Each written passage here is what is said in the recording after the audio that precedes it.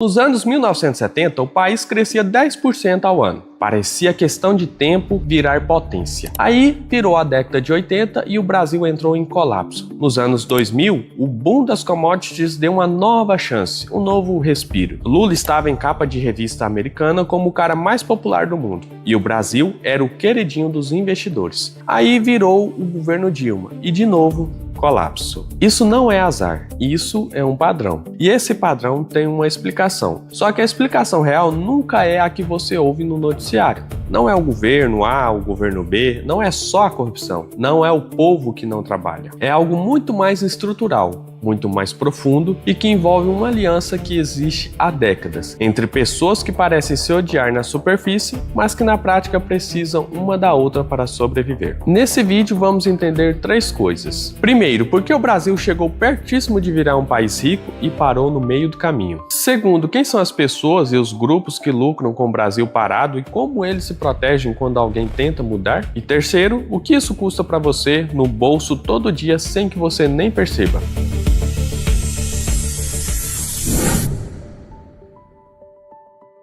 Em 1980, o Brasil produzia industrialmente mais do que a China e a Coreia do Sul somadas. A Ingesa, uma empresa brasileira de engenharia criada em 1958 em São José dos Campos, produzia tanques de guerra com computadores embarcados que atiravam em movimento. Os tanques americanos precisavam parar para mirar. A Ingesa vendia esses blindados para 18 países do Oriente Médio, da África e da América do Sul. A Villares S.A. fabricava elevadores, escadas rolantes e maquinário pesado que competia de frente com o Caterpillar e John Deere. A Maffersa produzia vagões ferroviários, caminhões, bitoneiras, usinas de concreto. O Brasil tinha uma indústria de defesa, uma indústria de bens de capital, uma indústria de máquinas e equipamentos. Essa não era uma coincidência, era resultado de décadas de política industrial deliberada. A Era Vargas e o Plano JK, com as metas de infraestruturas, o segundo PND dos militares que criou Itaipu, os polos petroquímicos, a rodovia dos Bandeirantes, tudo isso custou caro, gerou dívida, mas construiu a espinha dorsal de um país que estava de fato indo na direção certa. Em 1978, uma delegação chinesa veio ao Brasil estudar o modelo brasileiro de industrialização. E então parou. O choque de juros americanos de 1979, promovido por Paul Volcker, explodiu a dívida externa brasileira. A crise dos anos 80 jogou o país no caos. Hiperinflação, trocas de moeda, calotes, fuga de capital. A resposta dos anos 90 foi abrir economia, privatizar e ancorar o câmbio para matar a inflação. Funcionou para a inflação, mas a âncora cambial valorizou o real de um jeito brutal. E com o real valorizado, as indústrias brasileiras simplesmente não conseguiam competir com o produto estrangeiro. Elas foram morrendo. Em apenas 12 anos, de 1986 a 1998, a indústria de transformação caiu de 27% do PIB para 13,8%. Nos Estados Unidos, essa mesma queda levou 42 anos. A desindustrialização brasileira foi quase 10 vezes mais rápida do que a americana e aconteceu antes de o Brasil ter ficado rico. Países que desindustrializaram fazem isso depois de ficar ricos. A manufatura perde espaço para serviços de alta tecnologia. O Brasil fez o processo ao contrário, deixou a indústria morrer antes de ter onde colocar esses trabalhadores. Em 10 anos recentes, só entre 2010 e 2020, o setor industrial perdeu 9.600 empresas e 1 milhão de postos de trabalho. Os economistas chamam isso de desindustrialização precoce. Os trabalhadores que saíram da indústria foram parar onde? Em serviços não sofisticados. Uber, entrega de comida, cabeleireiro, padaria, empregos que são sim essenciais, mas que não escalam, não exportam e não geram tecnologia para o país. E foi aí que a China, que tinha vindo aprender com a gente nos anos 70, começou a nos vender tudo. Aqui começa o padrão que você vai reconhecer. O Brasil cresceu forte de 1950 a 1980, média de 7% ao ano. Depois veio a crise da dívida, a década perdida dos anos 80. Crescimento negativo de 0,6% ao ano na renda per capita. Nos anos 90, estabilização, ajuste, reformas, crescimento voltou, mas bem pífio, 0,9% ao ano. Nos anos 2000, commodities em alta, Brasil vira BRICS, vira exemplo, crescimento médio de 2,4% ao ano. Parecia que finalmente tinha saído do buraco. Aí vem o governo Dilma, a nova matriz econômica.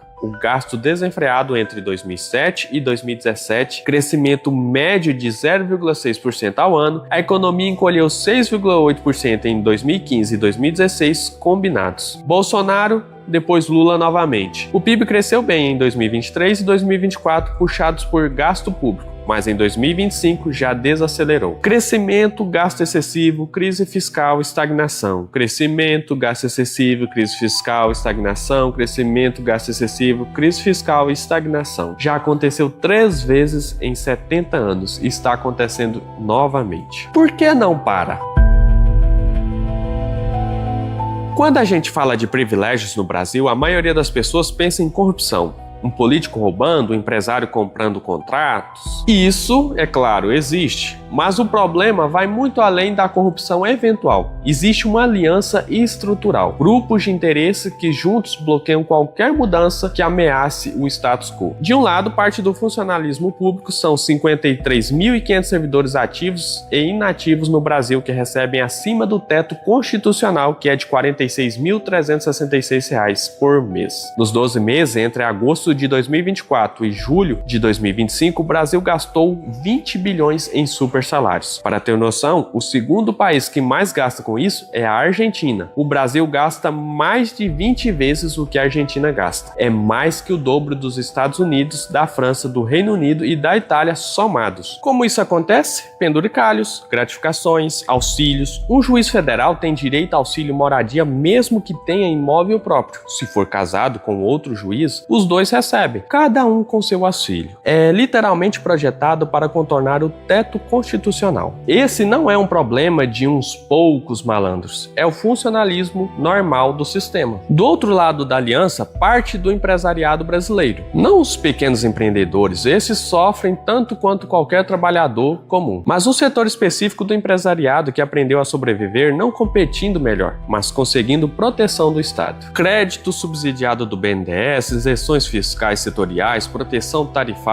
que impede concorrência de fora e, no meio disso tudo, o sistema político brasileiro. O Brasil tem hoje mais de 30 partidos com representação no Congresso. Não são partidos com projetos distintos para o país. São, na maioria, instrumentos de negociação para o loteamento de cargos em estatais e ministérios. Para aprovar qualquer coisa no Congresso, o governo precisa montar uma coalizão. E para montar uma coalizão com 30 partidos, o preço são cargos, verbas e proteção de privilégios. Reforma da Previdência? Os grupos que seriam afetados se mobilizam, financiam campanhas dos congressistas que vão votar e a reforma ou não acontece ou sai com tantos furos que não resolve nada. Reforma tributária? Cada grupo de interesse briga para manter sua isenção específica. A reforma de 2023-24 foi um avanço real em simplificação, mas quando chegou no Congresso voltou cheia de exceções. Carnês, serviços de saúde, educação, seguros, que reduziram muito o impacto esperado. Reforma administrativa para cortar super salários? A proposta está tramitando desde 2025. Os próprios juízes que seriam afetados têm poder para travar processos. Os servidores com mais influência política são exatamente os que mais têm a perder. Esse jogo tem nome técnico: economia de privilégios. O economista Marcos Lisboa descreveu bem. Desde 2014, o Brasil entrou em déficit público crônico que só se aprofunda. Isso vai criando mais amarras para o crescimento. Os juros sobem para financiar a dívida e isso trava o investimento.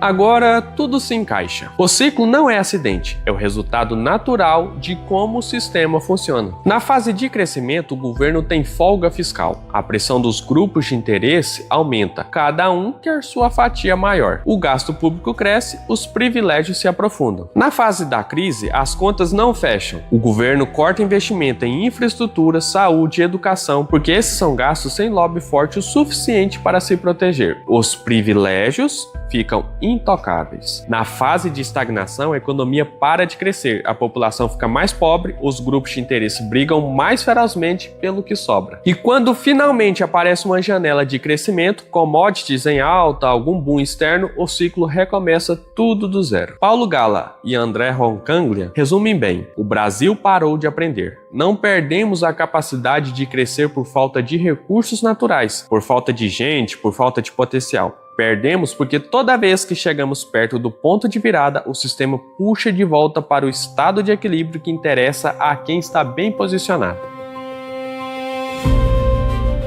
Vamos aos números concretos. A Confederação Nacional da Indústria, em parceria com o Movimento Brasil Competitivo e a FGV, calculou o chamado Custo Brasil, o conjunto de ineficiências que tornam produzir no Brasil mais caro do que nos países da OCDE. O valor, 1,7 trilhão por ano. Isso equivale a aproximadamente 20% do PIB brasileiro. Para dar escala com esse dinheiro, daria para construir 10.200 hospitais de médio porte todo ano, ou pagar o Bolsa Família por 40 anos, ou zerar a dívida pública em menos de uma década. De onde vem esse custo? De 12 eixos mapeados pela CNI, que inclui sistema tributário, burocracia, infraestrutura, custo de capital, custo de energia, insegurança jurídica, qualificação profissional. Só para ilustrar um desses eixos, sistema tributário. Uma empresa brasileira gasta em média entre 1.483 e 1.501 horas por ano preparando, declarando e pagando impostos, mais do que qualquer outro país do mundo, segundo o Banco Mundial.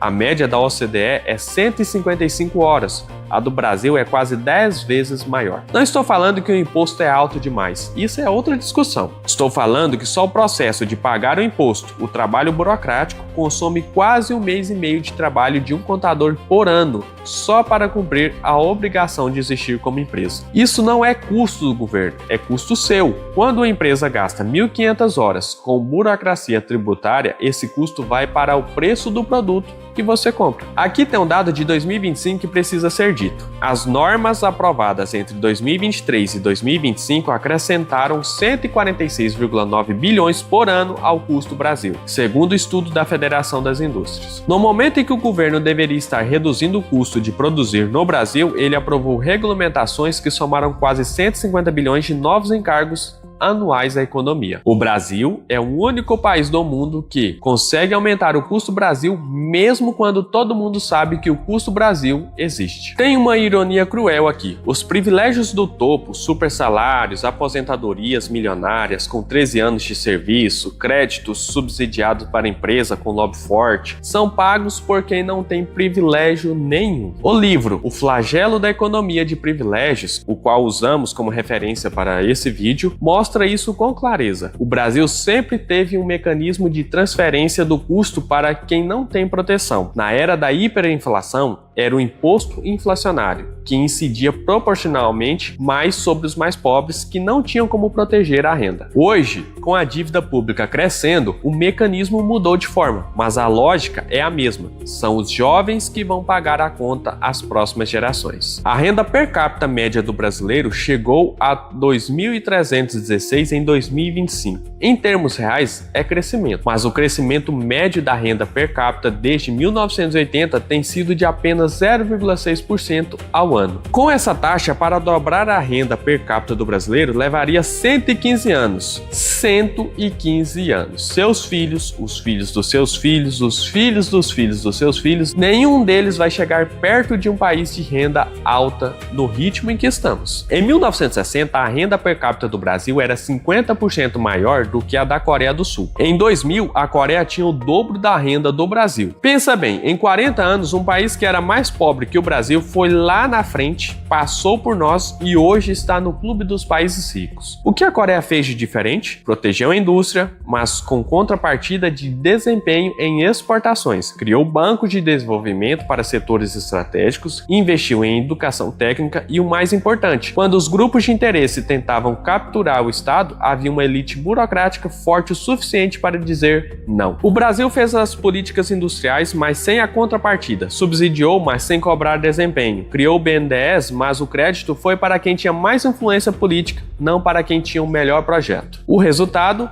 A Coreia virou Samsung, Hyundai, LG, POSCO. O Brasil virou exportador de soja e minério. Mas e agora? Você pode estar pensando, tudo bem, entendi o diagnóstico, mas o que muda? Essa é a pergunta mais honesta que dá para fazer. E a resposta honesta é, não tem solução fácil. A reforma administrativa que ataca os supersalários está tramitando. A reforma tributária começou. O Brasil está pedindo para entrar na OCDE, o que cria pressão para melhorar o ambiente de negócios. Mas o o sistema que gerou o problema continua lá, os 30 partidos no Congresso continuam lá, a lógica do loteamento de cargos continua lá, a aliança entre os grupos de interesse também continua. E tem uma coisa que nunca muda: toda vez que vem uma janela de crescimento, os grupos de interesse chegam primeiro para pegar a sua parte, antes de você, antes de qualquer investimento produtivo, antes de qualquer escola nova. O custo Brasil não é abstrato, não é um número numa planilha.